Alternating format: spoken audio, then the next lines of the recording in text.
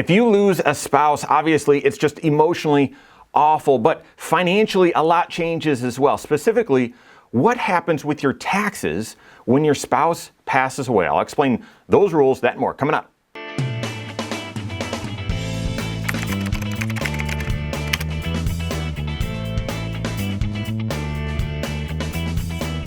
My name is Mike Bernard. I'm the host of the Wise Money Show. I'm also one of the certified financial planners right here at Korhorn Financial Group. Make sure you hit that subscribe button, turn on notifications, and smash that thumbs up button. Just awfully, we lost a dear friend of ours just recently and to a short and awful battle with cancer. She was just diagnosed a few months ago and was completing treatment, and great friend of my wife's. And the last time my wife spoke with her, it was, my treatment's finishing up here in a couple days. All the reports have come back really, really well. And so I'm expecting when I go in that it'll be, I'll be done with this treatment and I'll be in remission. Well, turns out she went in for that kind of checkup after her treatment was done.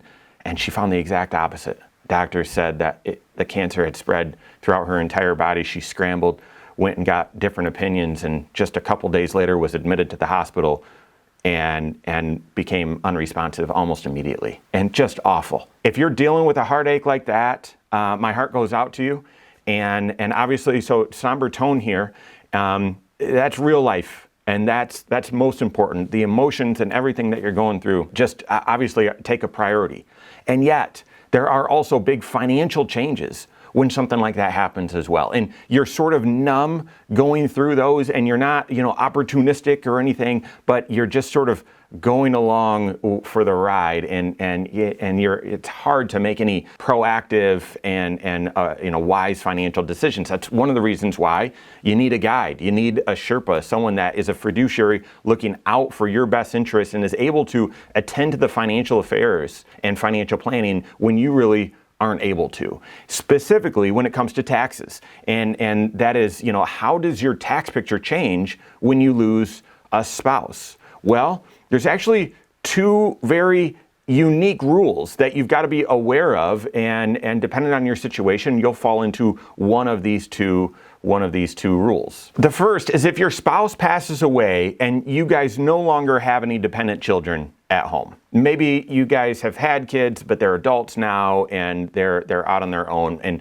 right now your tax picture is you don't have any qualifying dependents or children that are on your tax return. If that's the case, in the year that your spouse passes away, you are still eligible, you are still able to file a joint tax return, a married filing joint tax return. Now, this is opposite. Again, if you're clear-headed, like just watching this content, thinking ahead or wanting to understand how the rules work. If you're clear-headed, you might realize this is the exact opposite of most rules regarding marriage. In the year that you get married, your tax status depends on, what was your situation the last day of the tax year? So if some friends of mine got married on New Year's Eve, December 31st of a certain year, well, they were able to file a married filing jointly tax return because their tax status on the last day of the year was married.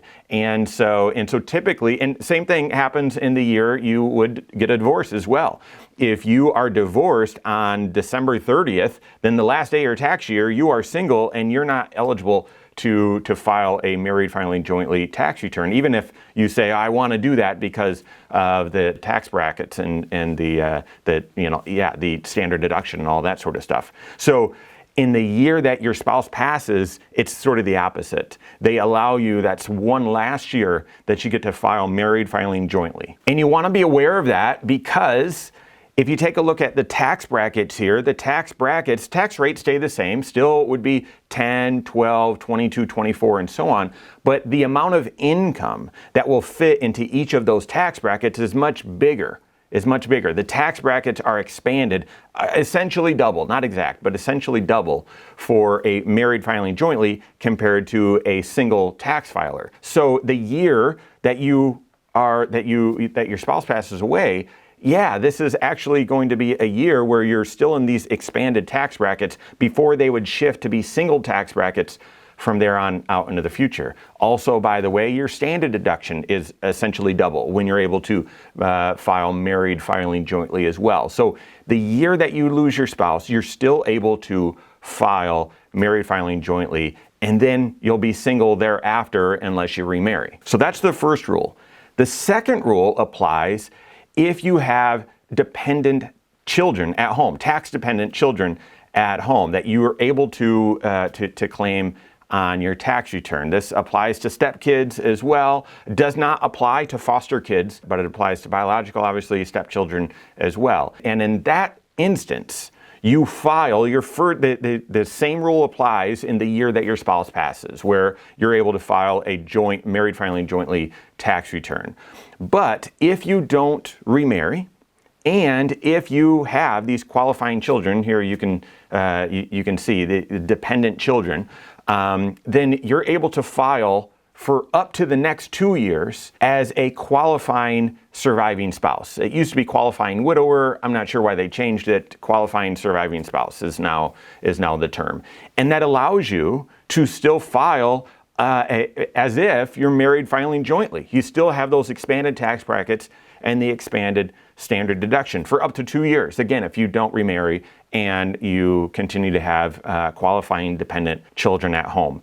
So for the additional 2 years after the year your spouse passes away, you can file essentially as if you're married filing jointly, but as a qualifying surviving spouse. Because of those expanded tax brackets during that short window of time before you would file as if you still have kids after those couple of years that are dependents, then it would be head of household is what you'd be filing as. But again, those tax brackets and standard deduction, those are expanded. So during these years, you're looking at, well, what income could you invite into this year and fill up these tax brackets and fill up the amount of tax that you pay at the lowest possible rates? This is where that multi-year tax projection is going to be so important. And again, this is not going to be important. You're going to be numb to this. However, it's important that you're aware of the rules and that you take a look and say, well, is there anything that I should be doing from a planning standpoint while these rules are set up the way that they are? So once again, you've got to be working with your certified financial planner. And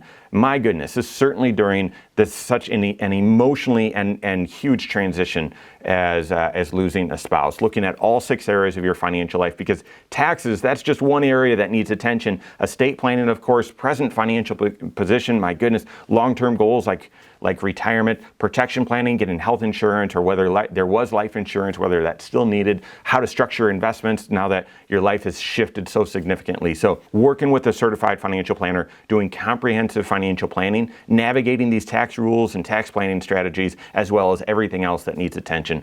Work with your certified financial planner on that. If you don't have a CFP on your team, you can contact one on my team. Find us online, Korhorn.com. That's Korhorn with K, wisemoneyshow.com. You can find us there as well, or send us an email, info@korhorn.com. All right, there you have it. Go out and take your next wise step in your financial life.